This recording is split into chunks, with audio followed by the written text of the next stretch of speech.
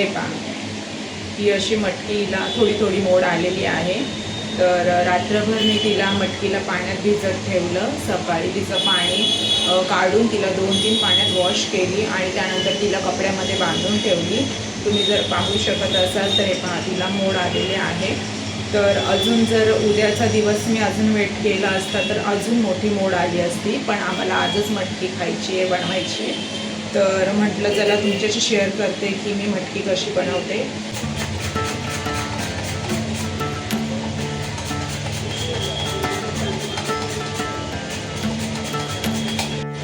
आता सर्वात प्रथम आपण काय करूया, हिरवं वाटण बनवण्यासाठी आपल्याला इथे कोथिंबीर घेतली आहे, खूप सारी कोथिंबीर आहे आणि 8-9 मिरच्या घेतलेल्या आहे। आता तुम्हाला जसं तिखट लागत असेल त्या पद्धतीने तुम्ही मिरच्या घ्या। तर थोडंसं हिरव्या वाटणातली जी मटकी आहे ती थोडी स्पायसी छान लागते। आणि इथं अर्धी वाटी मी नारळ घेतलेला आहे आणि थोडेसे म्हणतात ना धणे आणि थोडेसे जिरे। आता आपण हे सर्व साहित्य यामध्ये टाकून घेऊया मिक्सरच्या जारमध्ये।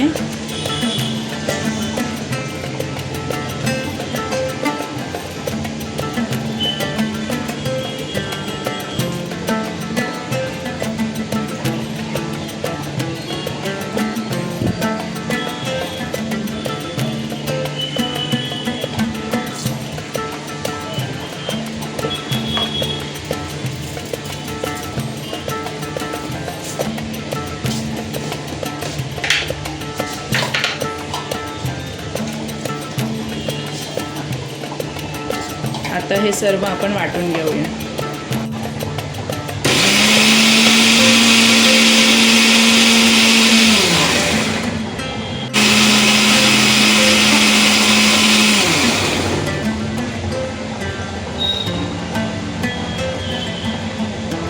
असं स्मूथ आपल्याला बॅटर बनवून घ्यायचं आहे।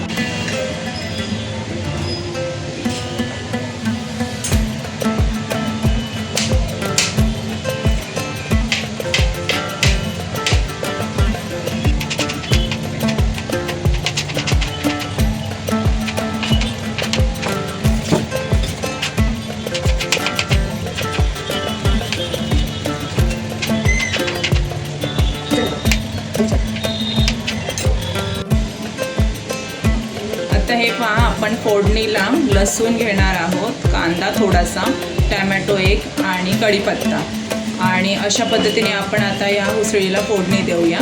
चला आता सुरुवात करूया।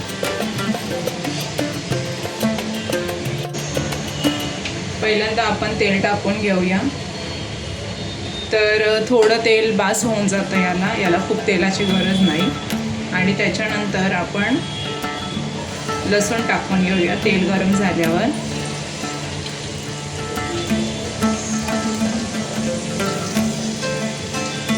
आता लसणाला नेहमीप्रमाणे आपल्याला खरपूस छान भाजून घ्यायचं आहे।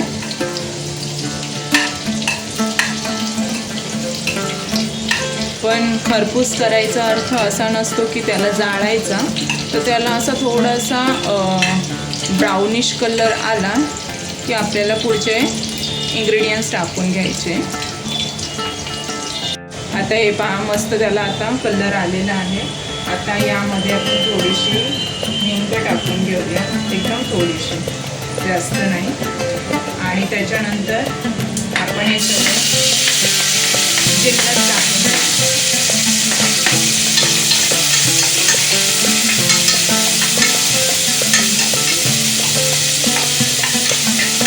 आता कांदा आणि टोमॅटो मऊ झाल्यानंतर आपल्याला याच्यामध्ये हिरवं वाटण टाकून घ्यायचं आहे।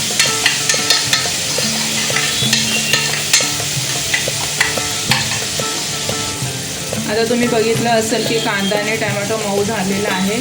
आता हे हिरवं वाटण आपण यामध्ये टाकून घेऊया।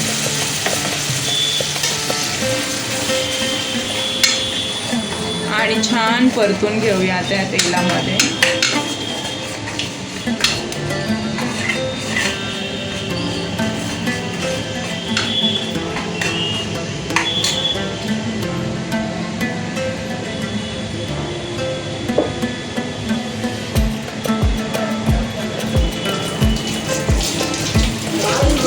अहो नाही, खोबरं मी मीच विचार केला की आज नारळ 10 अर्ध तर इथं टाकून दिलेलं होतं कवटीत आणि इथं थांबून ते बाबांनी तुकडे उचलले असेल आणि एवढ्या करवंटीतून मी त्याच्यातून पण ते ठेवलं की राहू दे बाई कधी आडी नाडी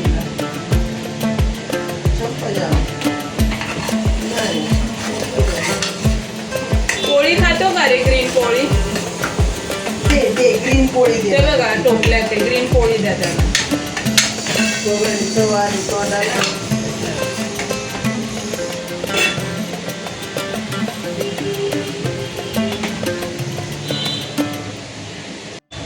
आता आपण याच्यामध्ये हळद टाकून घेऊया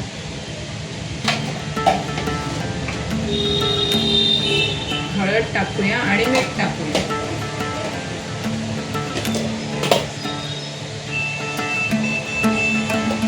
मीठ आता तुमच्या चवीनुसार तुम्ही टाकून घ्या आणि आपण आता ही डायरेक्टली कुकरमध्ये करणार आहे आपण ही टोपात देखील करू शकतो की कुकरमध्ये कशी झटपट होऊन जाते ना तर मग मी ती कुकरमध्येच करत असते आणि त्यानंतर आता यामध्ये आपली ही मटकी टाकून घेऊया आणि यामध्ये आता आपल्याला पाणी टाकून घ्यायचं आहे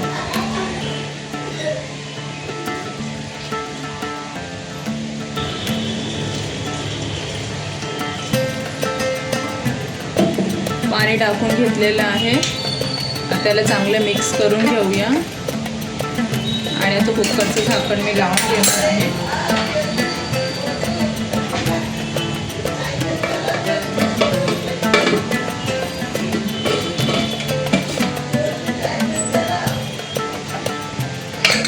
आता याला ॲटलिस्ट 4 शिट्ट्या आपल्याला काढून घ्यायच्या आहे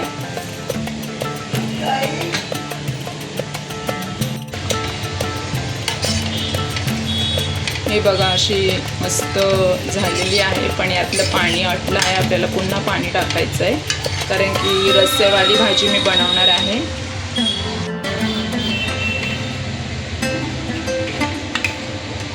आता याच्यात पाणी टाकून घेतलं आहे आणि आता मी याच्यामध्ये कोकम टाकणार आहे थोडंसं कोकम टाकलं की याची टेस्ट खूप सुंदर होऊन जाते आता याला छान 2-3 उकळी येऊन देऊया आपण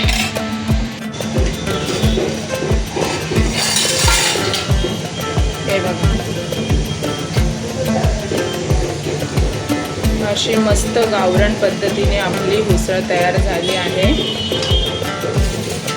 तर आपण हिला सर्व करूया